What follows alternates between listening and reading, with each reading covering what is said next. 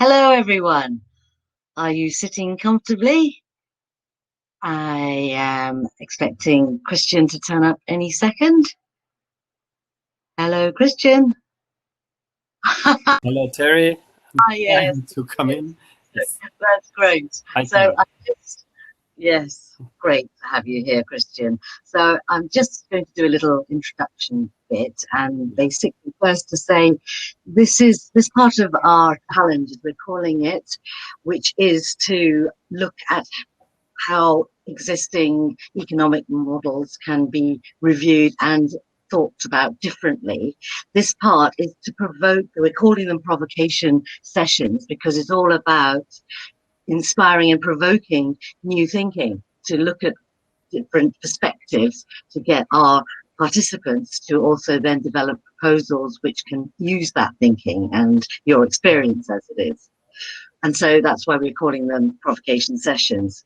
And we're very delighted to have our speaker now is Christian Felber, the initiator of the Economy for the Common Good, a model which values cooperation and shared benefits above profit and competition.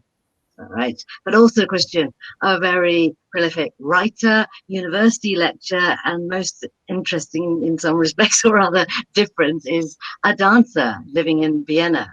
So a well-rounded fellow. So hello and welcome, Christian. I'll let you crack on with your presentation. So see you later. I'll be back when you've finished. Okay. Enjoy yourself. And just a couple of things. Sorry. Couple of housekeeping points. Mentors, please just remember to not switch on your mic or your camera because you'll stray onto the stage, which I'm sure Christian would be happy to see you, but not until he's finished. And then we'll be bringing people on during the Q&As. Okay, I think that's all from me. I shall leave you to begin. Thank you, Christian. Over to you. Thank you, Terry. It's a pleasure for me to contribute to this Festival for Change, an alternative trade order, democratically composed, sustainable, and just international trade order, which is derived kind of from the broader model of the economy for the common good, which is my main field of activity, but which I will not introduce in the foreground today.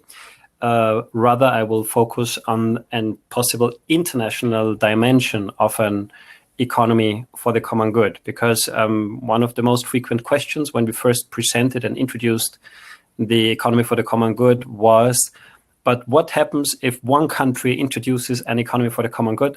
What would be the effect on its international competitiveness? And wouldn't it have a disadvantage in global trade or something like that? So the answer was to develop the international dimension of an economy for the common good, where those countries who would enjoy a competitive advantage today, according to classical indicators, would suffer a systemic disadvantage. But let's look at the topic more closer with my slides. Here is the presentation: ethical world trade as an alternative to free trade and protectionism. And I start with something maybe surprising for so-called non-economists. I have to smile about the term non-economists because I studied psychology, sociology, political science, and I'm very interested in ecology and ethics. But in none of these other disciplines anybody would call those who are not members of that discipline non-psychologists or non-sociologists. This is unique in the discipline of economics. And there are reasons for that, which you might understand after this presentation. Within the discipline of economics, there is almost a kind of consensus between the establishment economists. We call them mainstream economists, orthodox economists, and we refer to one of 15 schools of economic thought, which is the neoclassical school, which is absolutely dominant in business schools and economic departments of universities all over the world, although the neoclassical school of economic theory is just one of 15 schools, but all the other ones are of minor impact, minor significance, and on many universities you will not find them at all. And this is why an international movement on pluralism in economics, which is called Rethinking Economics in the Anglo-Saxon areas, and which is called International Student Initiative for a more pluralist economics, is another international network. But the neoclassical economists, which are predominant, they have just one idea of how trade should work, and they call it free trade. And many of the most eminent representatives of neoclassical economics say about their belief in free trade that there is no alternative to this belief. Here are two examples, Paul Samuelson and Paul Krugman. And interestingly, Paul Samuelson, in another occasion, said that there is no new trade theory needed. And if there were that need, I would have invented it. And I think you can see this is a very unscientific attitude, because science, to me and to a social scientist, would be that they inform students and the public and policymakers about the many alternatives that exist, because there are also many alternatives for trade and many diverse trade theories. They are just not accepted by the mainstream economists, and they're not included in economic education, and neither they're included in policy consultancy. And the only option for which there is no alternative, free trade, has been included in the self-understanding of the most powerful and important international organization on trade, which is the World Trade Organization. And the case for open trade, which is free trade, is argued as the slide shows. And with this quote, I hope that I can show how blind this belief has become. Because if we really believe... Hi, Christian. Yeah. Sorry to interrupt your flow, but just that you may not have moved your slide on. Have you been moving the slides on? Yes, I was moving it on. Doesn't it move? It's on the first one still. It's just sorry to do this, but okay. There's the two. Yes, because... Yeah. Is now the second? It's the title of that I can see is The Economist for Free Trade. Those are the two examples. Sorry to interrupt your flow, but I thought it would be better to let you know than not. Of course. Well, that was the second slide. It was. That's good. So you haven't missed much. Great. Unanimous belief, and now comes the third slide. Lovely. Does it appear? Yes. With the World Trade Organization? Yes, it did. Right. So I leave it like that. Yes. And you can follow me. Okay. Thanks. I won't come back. Bye now. Bye. Thanks, Terry, for advising me. And if you read the quote, then I hope that you agree with me that this is flawed thinking, because if you imagine the USA and Canada following the advice of neoclassical economists, then either the United States would only produce cars and Canada only produce bread and then export this bread to the United States. And neoclassical economists would regard this as the best solution. And why that? The shortest possible answer is because they consider efficiency in capital investment as more important than everything else. Biodiversity, climate stability, social cohesion, just distribution, gender equality, democracy, meaning in life, satisfaction of basic needs, anything is less important than efficiency in capital investment and returns of these capital investment. And to my mind, well, that's just sick, but we can be more polite and call it's just not economy. Because if you look back in history, Aristotle, more than 2,300 years ago, he already distinguished an understanding of the economy where the well-being of all household members, including nature, was the overarching goal of economic activities, from its opposite, χρηματιστικές, where exactly the efficiency of money investment and the increase of capital was more important than the goal in oikonomia. And he called χρηματιστικές the perversion of oikonomia, and warned his fellows strongly from turning from economists into chrematists. In χρηματιστικές, literally the art of making money and getting rich, we call today just capitalism. So Aristotle said economy is the opposite of capitalism. And free trade is the logical consequence of a capitalistic attitude and idea of the economy, but it's not economic, and it's not about the economy. The next problem is that textbooks of economic education do not remind students of what Aristotle thought and distinguished. So we have virtually forgotten this message from Aristotle, which would help us identify free trade as a capitalistic proposal, whereas an economic trade order would work completely differently, which I will introduce in a couple of minutes. But first, I continue a little bit with the analysis.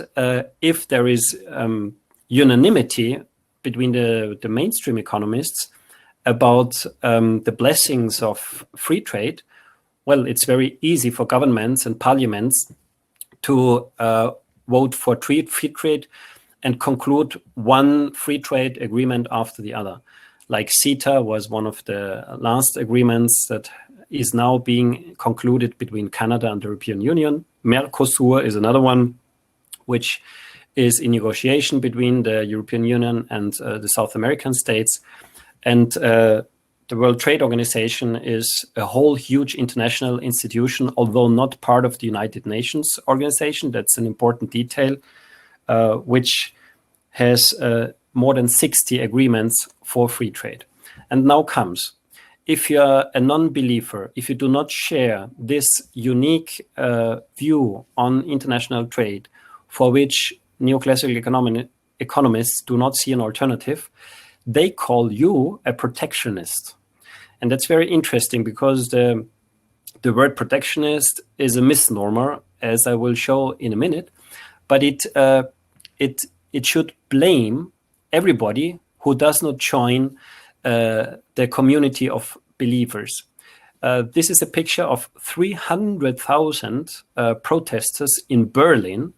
And you know that I just showed you the German Chancellor, Angela Merkel, who is repeating again and again that Germany is taking advantage of free trade. But 300,000 people in the streets of Berlin say, no, we don't share this attitude, and they're called protectionists. And same with Donald Trump. He does not agree with the more trade, the better, and he's automatically put in the same box a protectionist. Just one small provocation. America first is a pure slogan, and Germany first is a fact. But now, after having suggested that both terms, free trade as well as protectionism, are misnomers, I suggest to revisit them and to try first to understand what is meant when we use them, and then is there still no alternative to these both extremes, or is there an alternative? Searching for a definition for free trade, the European Union helps.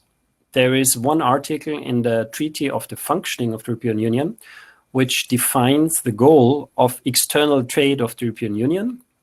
And you see the underlined lines. The goal is the progressive abolition of restrictions on international trade and on foreign direct investment, and the lowering of customs and other barriers, which is actually the same in other words, but twice is better than once.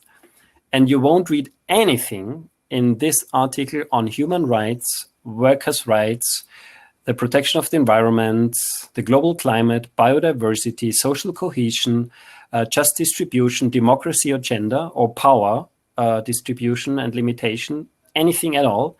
It's only the goal is the abolition of restrictions of trade. And that is more than curious and interesting, because there should be a goal. And the goal should be human rights, or the well-being of the people, or the common good. But you won't find such a goal. The goal is the elimination of trade barriers. So trade, which actually is a means, turns into a goal. And this is the definition of free trade.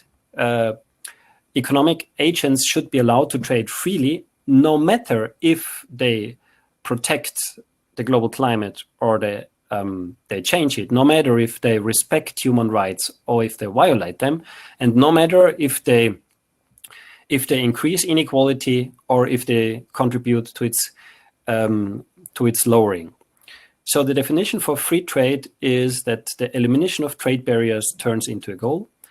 The opening of borders ever wider is the goal, and as a consequence, trade is a goal in and of itself.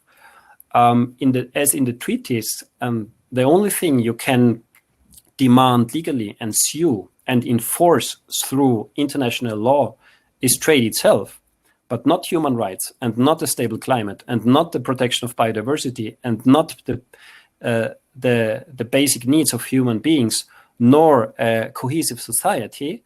I prefer to rename free trade in enforced trade. And then people might start to think, can we only choose between enforced trade and protectionism? Is there not one positive alternative? Let's turn to protectionism. Is protectionism a correct term, or is protectionism a misnomer too? I'm a linguist, and if we call anything an ism, this means by definition that what is in front of the ism, in this case protection, becomes a goal in and of itself. Protectionism means that more protection is always better than less protection. And this would mean that we do not protect infant industries, workers' rights, local ecosystems, just distribution, or cultural diversity until the protection is done, but we keep protecting, which means we keep building up trade barriers until borders are closed completely. And that's nonsensical, because protection is not a goal in and of itself, neither for Trump, nor for the protesters in Berlin, nor for anybody who I've ever met in the whole world. Nobody is asking for protection as a goal in and of itself until borders are closed completely. Protection is always just a means to protect higher goals, from a stable climate to human rights. So protectionism is a misnomer from the beginning. And how can we resolve and how can we escape from these two misnomers? Well, putting the right question first. And more or less trade is just not the right question, because trade is a means. But this is the precondition of putting the question right. If we first agree that trade is just a means and the goals are others, human rights, sustainable development, just distribution, social cohesion, cultural diversity, summing up the global common good, and trade is just a means to achieve these goals, then trade can be both good and bad. And if trade helps to achieve these goals, it's good, and we will promote it, and we want more trade. And if trade puts at risk our goals, then we want less trade, and we limit it. And this is the third alternative to the both extremes: free trade standing for ever more trade, protectionism standing for ever less trade. Ethical trade means it depends. Sometimes we promote trade, sometimes we limit trade, always depending on the achievement of our goals. And this example of, actually it's a rhetorical battle of words, of terms with which you frame political discourses. Actually, it's about public discourses. And there is another example which is extremely similar, which is about the economic order as a whole. In this chart, you see that there are two opposed extremes again, capitalism and socialism. And the same phenomenon is happening here. If you criticize capitalism, you're automatically called a socialist, although you aren't.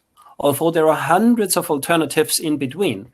And maybe you're a social market economist, maybe you're a common good economist, or maybe you're a cooperative and you love commons, and you're not a socialist. But powerful economists who tried to discredit everybody who was not a capitalist said there is nothing in between. You see the quote below the red line from Ludwig von Mises, either capitalism or socialism, there is nothing in between. And Ludwig von Mises is not anyone. He's the doctor father of Friedrich August von Hayek. And Friedrich August von Hayek, another so-called Austrian economist, which I'm always tempted to apologize for because I'm also from Austria. But of course, I'm not an Austrian economist from that school. Friedrich August von Hayek was the senior advisor from Margaret Thatcher. And one of his students, Milton Friedman, was the senior advisor of Ronald Reagan. And Margaret Thatcher and Ronald Reagan, they stand for there is no alternative. Although there is always alternatives. But behind them are powerful and influencing economists who created this frame. There is no alternative to either capitalism or socialism. There is nothing in between, no economy for the common good. And there is no alternative to either free trade, or if you're critical with free trade, you're automatically a protectionist. And with this frame, either or, black or white, night or day, you of course cannot create an economy for the common good in between. And of course you cannot even think about ethical world trade. But after having understood how they wanted to manipulate our thinking, you can think in alternatives, and you can think of alternatives in between. And here come the 6 cornerstones of my alternative proposal of ethical world trade as an international dimension of an economy for the common good, which is equidistant from capitalism and socialism. First cornerstone, let's go back to the multilateral level. CETA is not on the multilateral level. Mercosur is not on the multilateral level. TTIP between the United States and the European Union, which failed, would not have been on the multilateral level, would have been a bilateral agreement. Let's go back, but not outside the United Nations to the World Trade Organization, because the World Trade Organization was intentionally created only in 1995, very recently, outside the United Nations, with the objective that trade law does not have to be linked to human rights law and to other agreements of the United Nations. And I think that's a structural failure, a systemic failure, because if you ask the people of any country, what do you prefer? Should the game rules for international trade be linked to human rights and the protection of the global climate and cultural diversity and the like? Or should they be delinked from these existing goals and agreements of international law?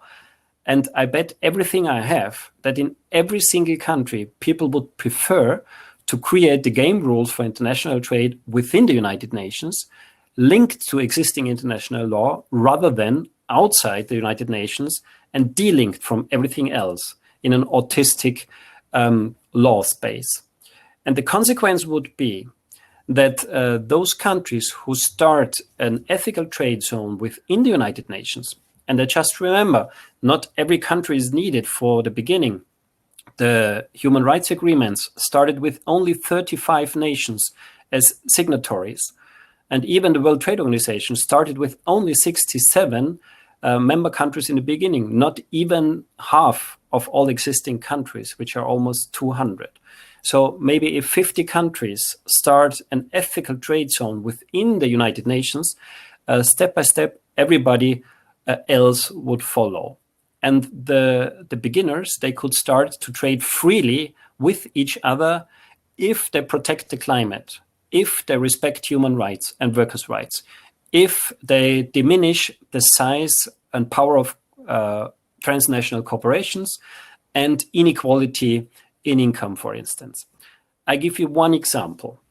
Those countries who put a tax on carbon, let's say of $300 per ton. They can trade freely with every other country that has the same tax on carbon.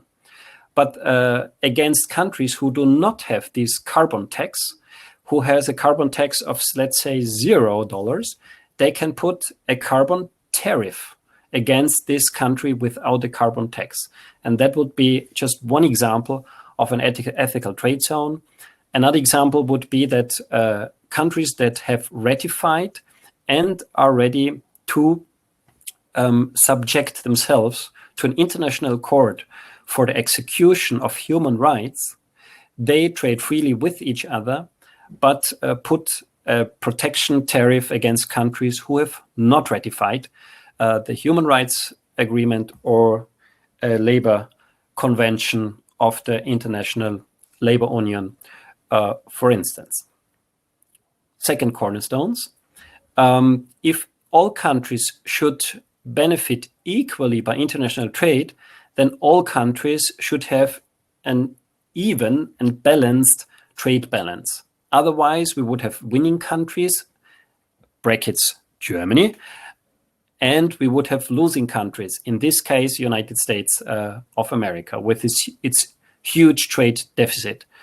It was already John Maynard Keynes who proposed in the 1940s that countries that deviate from a balanced trade balance, they should pay a fine until they come back to equilibrium.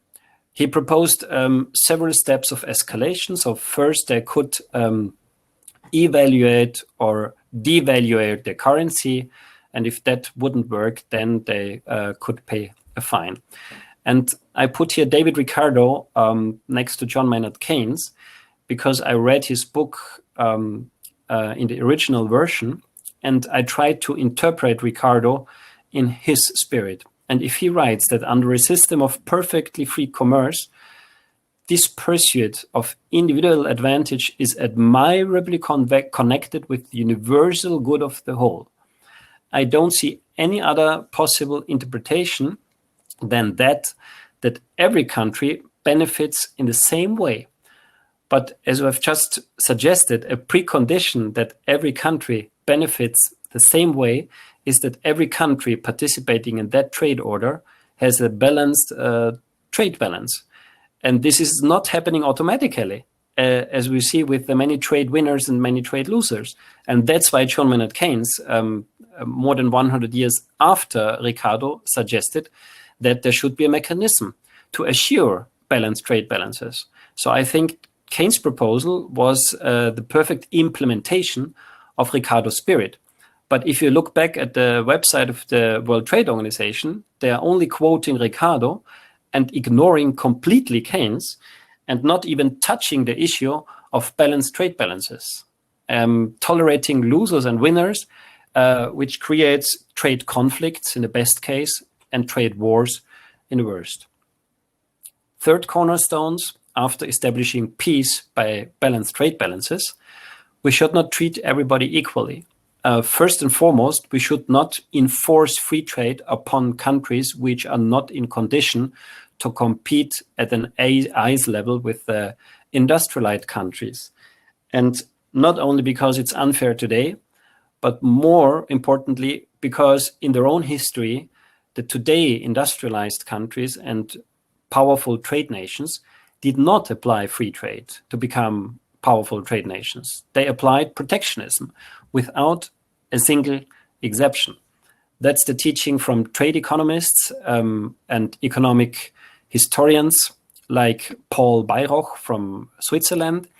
And as the United States, interestingly, were the most protectionist country until the Second World War, he named them the mother nation of protectionism. And as the United States did not invent protectionism, they learned it from their colonial mother country, Great Britain. I propose the nickname for Great Britain as the grandmother nation of protectionism. But the point is, allow poor countries who are not competitive today to protect themselves, which is not protectionist, but which is protecting the poorer, the weaker, the younger, which is allowed always and everywhere. And instead of putting the straitjacket of free trade, which is a very interesting metaphor from Thomas Friedman, not Milton Friedman, the economist, but Thomas Friedman, the New York Times journalist. And he was very honest. He said, let's put a straitjacket on poor countries, which means free trade, because it will make them richer. But he did not deny that it was enforcing something which they did not want. And with this slide, I want to show that something that is called free trade, I call it enforced trade, takes away many different freedoms and keeps countries away from dancing.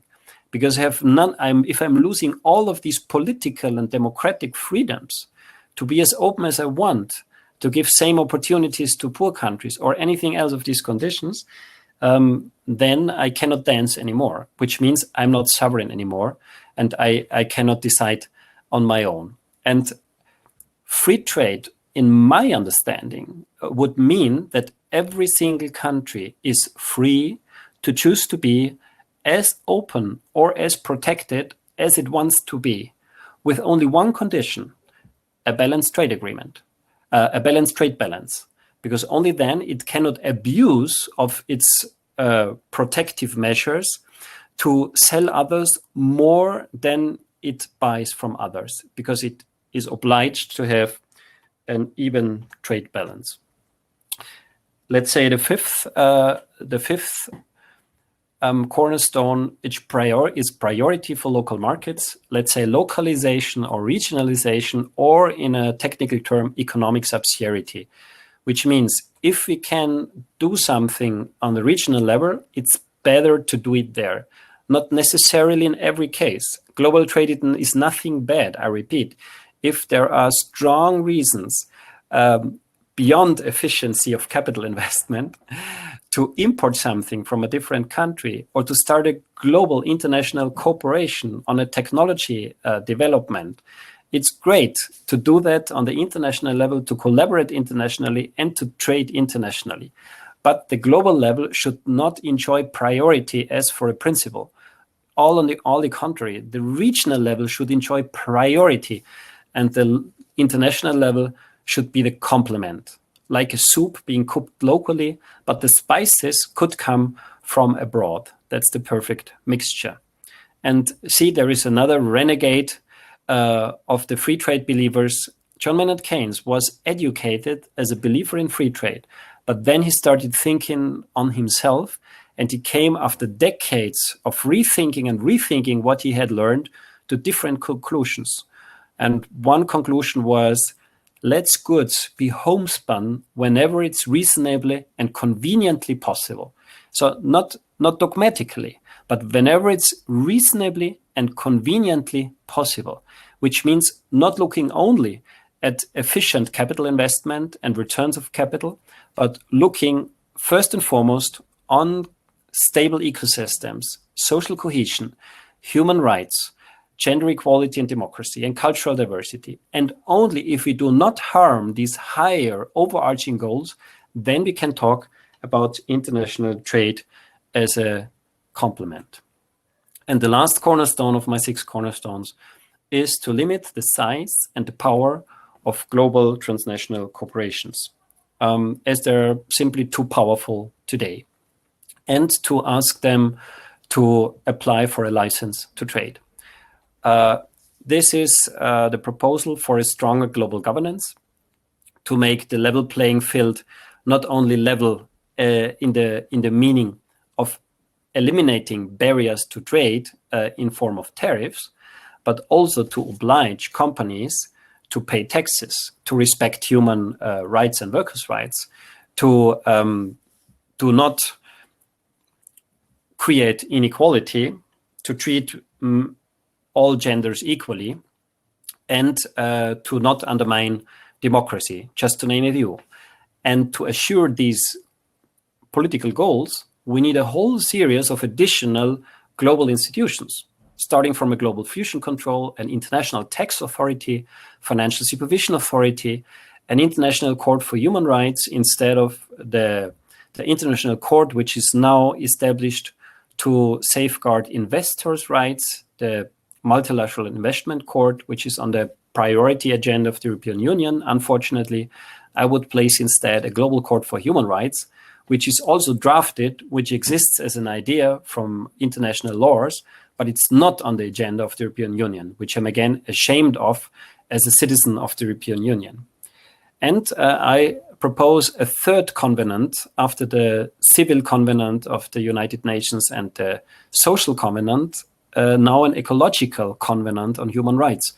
And this would mean that we limit the consumption of natural resources per capita on the front side of the coin, and on the back side of the coin, these are protection rights for nature as legal rights in international law. And of course, the last one is a compulsory common good balance sheet for companies. This one is the core of the economy for the common good. Derived from the common good product, we propose a common good balance sheet, which measures to which degree a company fulfills with all these now in several occasions mentioned overarching goals and values of democratic societies. And the result should be measurable and comparable in common good points, not in monetary units, but in points. And then you could tax or take higher taxes from companies with a poorer common good balance sheet result and lower taxes from companies with a better common good balance sheet result. You could give priority in public procurement for ethical, responsible, and sustainable companies, and give no contract in public procurement with dumpers in all disciplines. And with regard to global trade, you could grant free trade to the fairest companies, and the unfairer they behave, the less free they trade, and the more expensive becomes access to global markets. The common good balance sheet is one of the three main cornerstones of the economy for the common good. We would replace the capitalistic or crematistic indicators of success measurement, GDP, profit, and return on investment on the left side. They are not economic indicators, they are capitalistic indicators, by a democratically composed common good product, which would replace the GDP, and then derived from the common good product, the common good balance sheet, and the common good assessment for investments, to assure that no single investment harms our fundamental values or our common goods. And what we propose is nothing new, not at all revolutionary. It's absolutely in line with the spirit of democratic constitutions. I have not found a single democratic constitution which puts capitalism as the economic order desired by the constitution. You only will find constitutions that desire an economy. Otherwise, if you take the first example, the Bavarian constitution would say the economic activity in its entirety serves the accumulation of capital. But it doesn't say that, because it's not crematistic, it's not capitalistic, it's economic. It's for an economy for the common good. And the more appropriate, the more fitting wording of the already criticized Article 206 of the Treaty of the Functioning of the European Union could be: the European Union shall contribute to the progressive implementation of all human rights, labor rights, environmental and climate protection, more equitable distribution, and strong social cohesion, high cultural diversity, to the global common good. And now my favorite sentence at the end: trade is just a means to help achieve these goals. And now, if you put these two alternatives, the existing article and this alternative wording for the article, as two alternatives on which the citizens of the European Union can vote, which wording, which alternative do you think would be the winner? I'm quite convinced that the alternative wording would be the winner. But in no party program, in no parliament, this issue is even discussed. And the problem is a problem of democracy. As I want to finish in 1 minute, I'm now a little bit quick. The problem of post-democracy identified by Colin Crouch, the political scientist from UK, I propose sovereign democracy, in which the citizens can take fundamental decisions on the change of constitutions, on single laws, or on international agreements by themselves. But I'm not a fan of just single questions submit to referendum. It would take me more time to explain it. That's why we have created intelligent, long-lasting processes on revising areas of constitutions, revise the whole area of international trade, of the economy, or the monetary and social system. And to conclude, I did that in an experiment at the Vienna University for Economics and Business. And I put for voting 3 alternatives. The 2 extremes, free trade and protectionism, and as a third alternative, ethical trade. And the method of decision-taking which we use in the economy for the common good is systemic consensus. It was developed by 2 mathematicians from the University of Graz, and it has great advantages. People do not show their affirmation, they show their resistance against every proposal. There can be 4, 5, 6, 7 proposals.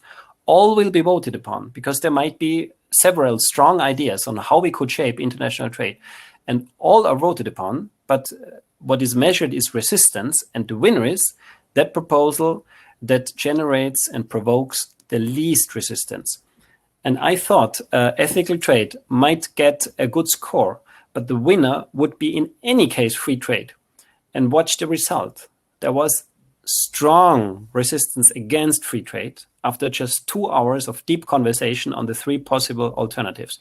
There was even higher resistance against protectionism in the defined way. And there was non-resistance at all against ethical world trade as I just introduced it. And this makes me extremely optimistic that if the sovereign citizens had the opportunity to vote on many alternatives of how we could shape differently the international trade order, then they would vote for something for ethical world trade or something even better. But for sure, they would neither vote for free trade or enforced trade or for protectionism. Thank you very much for your attention. Let's see how I can close. Quite spooky now. My It's all slides. dark behind you. Just a laptop that's illuminating. But thank you, Christian. That was fascinating and real substantial food for thought. And I'm glad you ended on a bit of a high with the encouragement of the voting that you did. Oh, hello. Come back. Christian, you can put your camera back on. Oh, you are. Oh, I'm here. Oh, sorry. I just put the light. Just saying that I was glad very much to hear the voting results went the way they did. And what you talk about, it very much resonates with what our festival is trying to achieve in terms of economics and models by the people, for the people. So that's an excellent presentation. Thank you. So we do have some questions. I had some of my own, but I think let's take them from the floor to start with. So we have one from Bill Wendell saying, rather than take on the entire economy, would it be possible to try to reform a sector? For example, what would real estate for the common good look like? Real estate is in, trade, housing and stuff, I think. Yeah. Mm-hmm. Well, it's a very specific question, but if you pose me that specific question, I answer it equally specifically. Well, real estate first, housing is a human right. This is why I would put housing away from markets. In the economy for the common goods, markets are one stage of economic activities, but not the only one, and not even the most important one. I'm very in line with Kate Raworth, for instance, that the other stages are public goods. Also, Mariana Mazzucato was teaching us that very clearly. Commons, private commons, households, and networks of gift giving and unconditional cooperation. So these are at least 5 different stages of economic activities, and housing is there. It's rather a public good than the rule of the markets should be there. At least the prices of rents should be regulated by democratic decisions, and I would also limit both the space that one person can possess and that one real estate company can manage, because it's a human right. And if you give it to the markets, then many people will become homeless, or you will have the segregation in cities. Okay, to keep it short, that's my it's much. No, that's I want to keep it short. Yeah, that's good.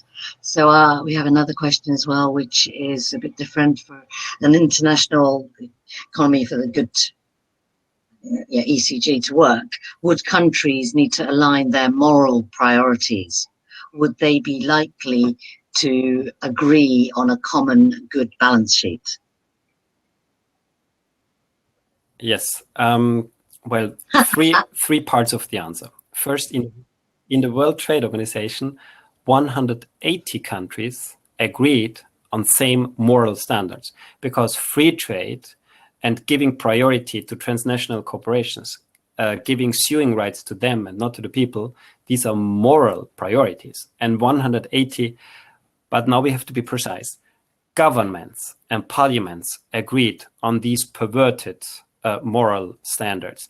If you had asked their citizens, should your government and parliament do that, or should it alternatively vote for an international trade system which gives priority to the people and the planet within the United Nations, of course the people would have decided differently. First part of the answer. Second part of the answer, of course, this is not about a second wave of imperialism. Every country should have the sovereign right to define its own priorities and also values. So if the values were really different in China, and the Chinese people, for instance, really preferred dictatorship and totalitarianism above democracy and workers' rights and human rights, there is no problem. There is just no free trade between China and democratic countries. And vice versa. Nor China could force European Union to trade freely with China. Neither European Union could do it with China. So yes, only countries with same values could trade freely. If countries really have different values, they just could not trade freely with each other. Actually, that's what I propose. Actually, my deepest proposal is that as long as China is not a democratic nation, the European Union should not trade freely with China, because it's not promoting democracy, it's promoting capitalism. And the same, as long as the United States is starting wars, the peace project European Union should only trade freely with peaceful nations and not with nations who start wars. And this has the precondition that members of the European Union who participate in wars would have to fall out of the European Union, because this is a peace project. So it's more complex. But the fundamental idea is that only the most peaceful, democratic, and climate-friendly nations trade most freely with each other, and pressure on less democratic, less peaceful, and less environmental friendly nations to become more of all of these. Thank you for that. I was looking for Bill just then, but I think he's gone. Bill, could you just let me know if you're still there? Because I wanted to bring you up onto the stage to speak to Christian in person, to see if he answered your question. But moving on, and once I find Bill, is considering the political power and authority of some TNCs and large corporations, would limiting their market power be possible at all? Of course, and that's why I'm putting so much emphasis on the democratic dimension. I've made the experience that proposing attractive alternatives, which are supported by 90% of the citizens, for instance, 90% of the people in almost any country of the European Union would like to have a financial transaction tax to be introduced. Parliaments didn't. They would like to close tax havens. Parliaments didn't.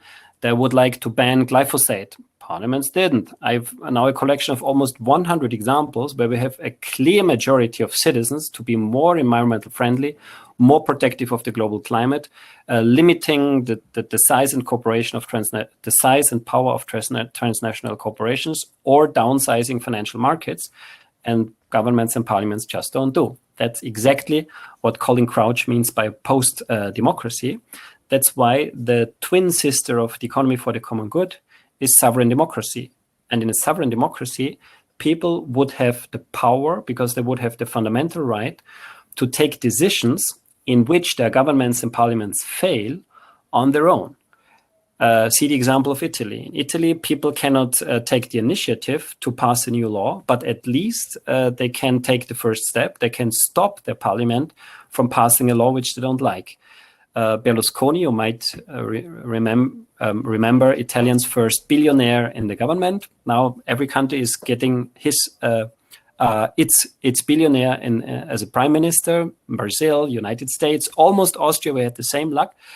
And Berlusconi wanted to privatize the drinking water supply, and he wanted to build nuclear power plants only a few years ago in Italy, and he wanted to make himself protect himself against legal demands. And there was a reaction in the Italian citizenship. They collected signatures. They enforced a nationwide referendum against the three laws of the Roman parliament. And the result was that 90% of the Italian citizens voted against the Roman parliament passing these laws, and they were not passed. So there are first appetizers of a more direct and effective democracy, and we will progressively have these and more sovereign rights, and then it will be easy to limit the power of transnational corporations. I share your skepticism that the governments and parliaments will not do There's dialogue in the like next this 20 to get it years. started that will make those changes happen. Now, I'm going to do something a little different because I accidentally deleted your question, Parmjit. So would you mind coming on stage and asking in person? I'm going to get you on. That's all right. Hi. Sorry about that. You're on mute. I'll just, could you unmute? Thanks. Okay. I love it. Sorry about that. That's okay. It's such an elegant model. I love it. I'm just thinking about asset ownership of land, energy, all of those things. Where do you stand on that? Yeah, thanks for that question, because that would have been the second half to the question of real estate. Well, we have, again, I could show my slide with capitalism, economy for the common good, and socialism. As for property, capitalism puts private property absolute, and socialism puts collective property absolute. In the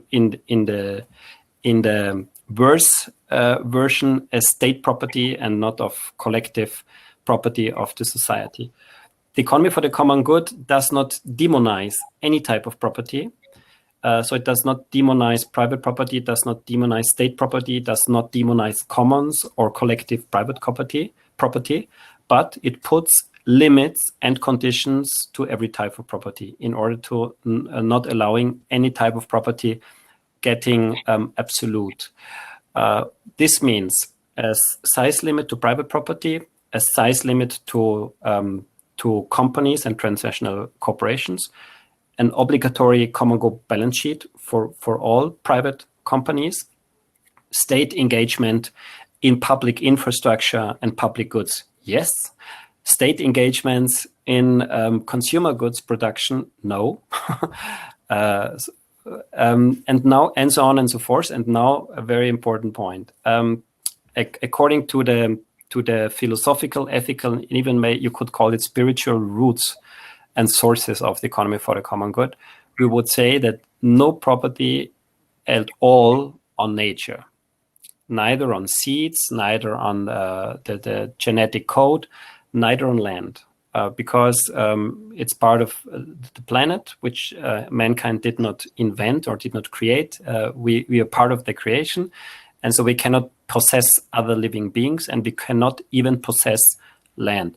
We only can use land. And the more carefully people and partly also companies, commons or private companies, use the land, the more land they can use. And they can pass it on to their children and grandchildren. So inheritance for use rights is possible. Whoever destroys land using it will be taken away the land. So there will be no land grabbing, no industrialized agriculture, and no land concentration in the hands of the powerful who are not even using the land. If communities take care of the land, they can do get it. more Let's not wait 20 land, years. no matter Let's do if it it's now. private property. Thank you, Ramjit. Thank you very much. But you first, and we actually might have somebody Thank else you. on stage next, if that's all right, Christian. It's Aline who's asking, as an individual and not as a whole, countries. Oh yes, so as an individual and not as whole countries, how would you apply this new approach to your day-to-day life? Which is an excellent question, and I will get you up if that's all right. Let me just find you, Aline. Oh, hello. You're about to. Yeah. Yes, is that okay? I'm just asking. Oh, hello. Well, that's an easy question. You're Shall I about. start? Yeah. Or wait for your link. Yes. It's easy because you can the Here economy she for the is. common good movement. Thanks. Sorry about that. Oh, here is Aline. Hi, Aline. But yeah, good question. So, do you want to ask it again, or are you happy for Christian to carry on? Go ahead. If I don't answer your question, please interrupt me and sharpen it. What you can do as an individual is you can start a local chapter of the economy for the common good movement in any country, anywhere. So far, we have created 170 local chapters in 33 nations. Just look at www.ecogood.org. I put it on the slides, and I'm happy to send you my slides if you didn't, if you want them. And the more radical one would be, these local chapters, they work with companies, with municipalities, with city council, and with universities in very diverse fields of activities. I don't go deeper here unless you ask. But the second alternative would be to start such a democratic assembly on the trade order. And I did not take the time to explain it a little bit deeper, but the idea is that you get the permission from the city council. You involve, let's say, 100 citizens from the city. You decide the 10 most burning questions or cornerstones of international trade or any other policy field. Could be agriculture in the city, but in this case, it's international trade. Then you investigate diverse alternatives. So you could bring the position from the International Chamber of Commerce. You could bring the position of small and medium-sized companies. You could bring the position of organic farmers and of large-scale farmers. You could bring the position of women's organizations and environmental protection organizations. I said there can be 5, 6, 7 positions, no problem. But you ask all of them to put the best arguments for their proposal. And then you sort out the best 5 or 6 proposals for the final voting for all citizens. And then all citizens vote on all 10 questions. And the result will be a whole model for international trade. I did it on my website in German. The result was extremely optimistic, because if you put intelligent questions and apply an intelligent method of decision making, the results will be very intelligent or let's say wise. Because if you if you address the wisdom of the crowd's wisdom will appear. Share that link with us? No, the link you just mentioned. The slides? About your interview. I think I'll Sure. get it. How can I share? Because I don't think you can see. Can you see the chat? You can see on the right-hand side. If you put it into the chat, the link, that would be really good, Christian. Thank you so much. Thank you very much, Christian. Lovely, Elena. Yes. You're so welcome. Yes, why I'll not? put also the We link shall of the spread the Economy word, for the don't Common you Good worry. movement. Excellent. So yes, hopefully First everybody link. is seeing this, and then another one. Great. It was the first one, and now the other one. That the second one is in English, whereas the first one is just in German. Brilliant. Thanks very much. Okay. So Jane was asking, actually, follow up to Bill's question. She found that really interesting. She was wondering how it would work within a wider economic system, the whole piece with the real estate. So, you know, or your whole approach, I think. In fact, Jane, do you want to come up and have a chat with Christian yourself? I shall pick you up. Here you are, Jane. There you are. And come and join us. Come on down. Up, no, or up. I don't know if she's gone. Sorry, she's not responding. Okay, no worries. Not sure if she's may have gone off. Maybe if you just put your mic and camera on, Jane, because you're a mentor, you can just appear on stage. I think she may have had to go. No worries. Yes, it was just that she said Did she put her question in the addition chat, to what maybe? Bill asked, she thought was interesting. Wonder how it would work within a wider economic system. So I think that was related to the whole sort of real estate issue. But I think you've actually covered that already. So maybe we could move on. I'm conscious of time and people might have to skip off as well. So I think you have covered it quite well. Just another. Jane, excellent. Hello, sorry. Yes, and I had IT problems then. Yeah, absolutely fascinating. Okay. I'm not an economist, and I've just found that really, really interesting.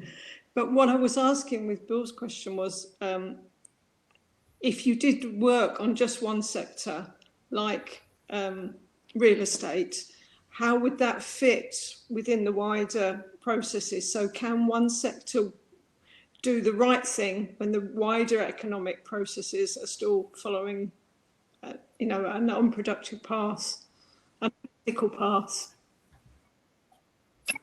Yes.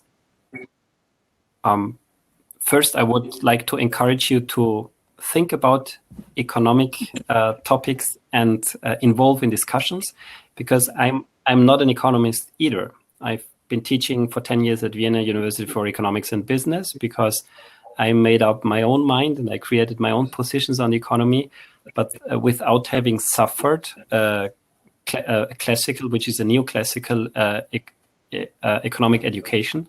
And I think it's highly important because one of the most important causes of the damage that is done to the planet is economic education with the dominance of neoclassical economics. So please, everybody who thinks that she or he is not an economist and that's why cannot participate in economic discussions, do participate, get involved, and trust your mind, trust your heart especially, because the Homo economicus is a man without a heart, and it's something between a crime and a shame.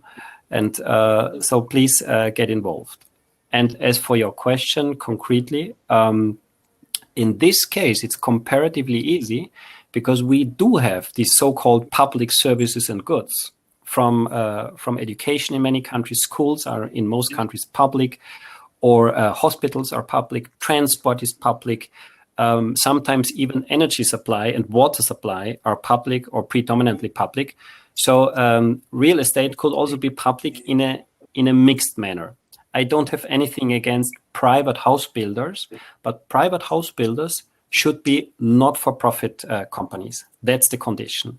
Actually, in Austria, this exists. They are cooperatives, and they work extremely good. And Vienna, actually, I live in Vienna, which is a luck in some. And Vienna is not only the most secure city on the planet, but also one of the cities with the highest life quality, they say. And if they have to name the most important reason why, the city politicians, they say because housing was not left to the markets in Vienna. But the city now, now it's not private, not for profit house builders. In this case, it's public house builders. So it was a public domain. But in this case, it's okay because it's fundamental infrastructure, and housing is a human right. That's why I agree. Within this case, the state can become an economic actor. And on the example of Vienna, see that it has great results. If you compare it to other cities like Barcelona, for instance, or San Francisco, for instance, or London, for instance, where it has been, the housing sector has been delegated to markets, the results are in comparison, well, Good. tremendous. Excellent. Thanks, Jane, for popping up. We've got a couple more questions and then you can go and have your dinner. But it's, the next question is about, can trade be a means when countries value different goals? You know, can free trade be a means of transaction when countries have different goals? Yes, maybe I this was just going to say leads to exactly the that. question before is very with similar China to and that. US. And you've, yes. Yes, and you give me the opportunity to give the third piece of my answer. And yeah, the third piece of the answer is, if you don't ask governments and parliaments, but the people, which has been done, there are global value surveys which ask the people, do you prefer totalitarianism to democracy? Do you really think that human rights are a bad idea? Then the people answer more or less the same all over the world. And to social scientists and also to anthropologists, that's not that surprising, because we know better than economists who just have ideas about people but do not investigate with real people that much, that fundamental values in any culture have one of their basic functions is to protect the satisfaction of basic needs of the people. And the basic needs of the people all over the world are not only convergent or similar, they're exactly identical, because we are part of the same species. I think that's logical to every mind. And that's why the fundamental values of the people, no matter where in the world, are extremely similar, if not the same.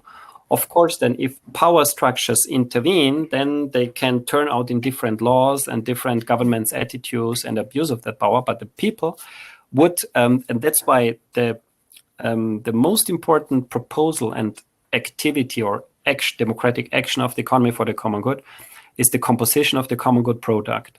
How do we propose the composition of the common good product, which would replace the GDP, which has never been submitted to democratic voting in any country at any point of time? Yeah, the common good product would ask people, what are the most relevant and important ingredients of a good life for all of us, of life quality of the common goods? And then, of course, there will be made several hundreds proposals. That's no problem at all, because we will sort out the 20 most powerful ones. And the 20 most powerful answers to that question will build the 20 facets of the common good diamond.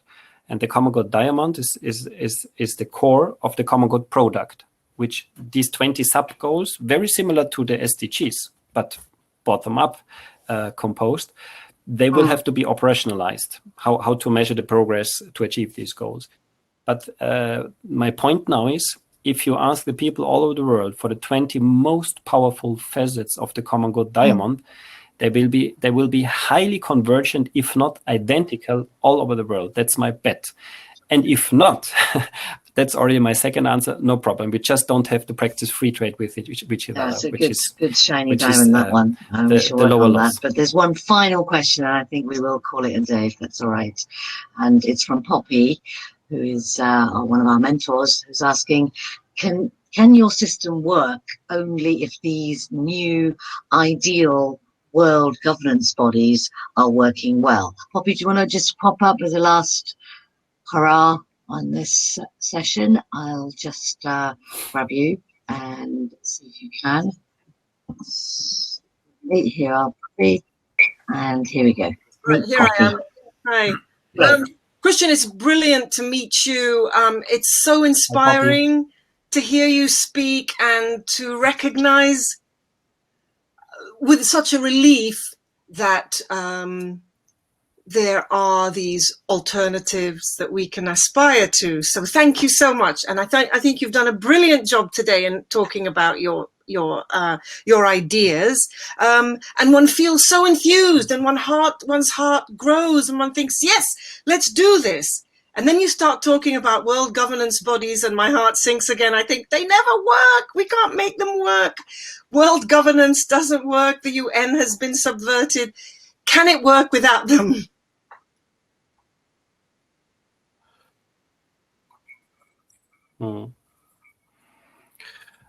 On the international scale, I'm afraid not, because there are international institutions that do work, because transnational power forces are behind them.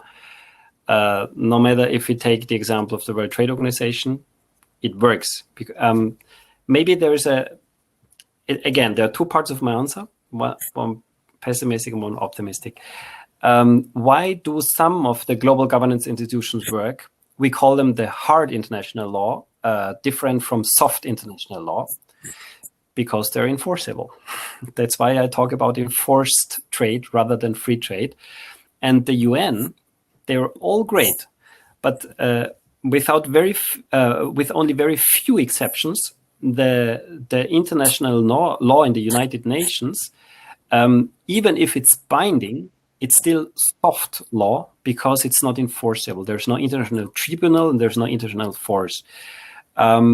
There are some exceptions which are growing to protect human rights violations from states, for instance. It's a great example. Finally, it's enforceable, and it's the good news. Although there are still flaws, and we know that all the flaws, but the hard international law is enforceable trade law. And there have been many lawsuits, both on the multilateral level on behalf of the World Trade Organization. Both the United States and the European Union were forced and obliged to change their law according to sentences from the World WTO Tribunal. And now the same on the level on the direct lawsuits from transnational corporations against states, those famous ISDS.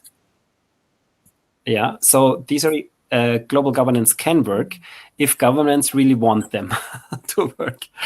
But I see your point, and my a little bit more pessimistic answer. The United Nations is not even 100 years old. It's just 70 years young. So the vision of international cooperation and eternal peace, to put it bluntly, is still in its absolute infancy. And what is missing to get our visions fulfilled is first a functioning democracy on the level of nation states.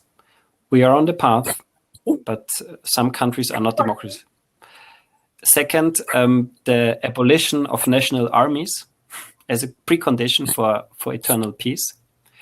And then maybe only the third step is that we will have a functioning democracy on the international level, thanks to direct citizen mandates for international agreements. And with maybe that's the last part is optimistic, because my proposal is that it should not be governments and parliaments who have the privilege to decide on international agreements, but international agreements should be decided directly by the citizens, and only if the citizens delegate this right to their parliaments can be done by parliament. So it would be the other way. Actually, what I did not explain, sovereign is again literal from the Latin term superanus and means to stand above all. And the sovereign instance is not an exclusive phenomenon of democracy.